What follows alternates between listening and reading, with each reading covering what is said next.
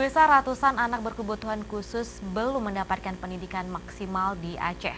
Hanya sebagian kecil yang siap untuk melanjutkan ke tingkat perguruan tinggi.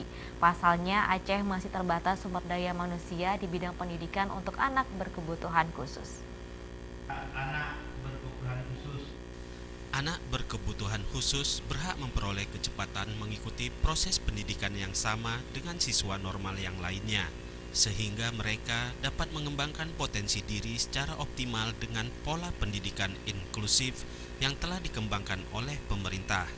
Hal ini disampaikan oleh Ketua Tim Penggerak PKK Aceh, Darwati Agani, saat membuka seminar dan workshop pendidikan inklusif yang berlangsung di Anjung Monmata, Banda Aceh.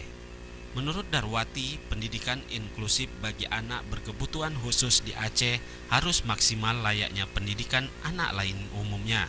Namun demikian, selama ini belum tercapai seperti yang diharapkan. Pasalnya, Aceh masih terbatas pada sumber daya manusia. Selama ini saya melihat masih berjalan sendiri-sendiri ya.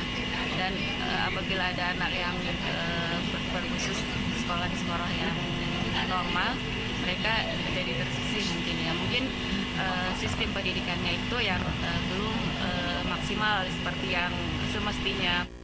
Memaksimalkan pendidikan inklusif, menurut Darwati, pemerintah Aceh telah mengeluarkan Pergub yang nantinya pendidikan bagi anak berkebutuhan khusus ini akan maksimal dengan peningkatan SDM dan penambahan fasilitas. Workshop sehari ini menghadirkan akademisi pendidikan Universitas Sultan Idris Malaysia dan para mahasiswanya yang selama ini sedang melakukan magang di Aceh. Tim Liputan Aceh TV.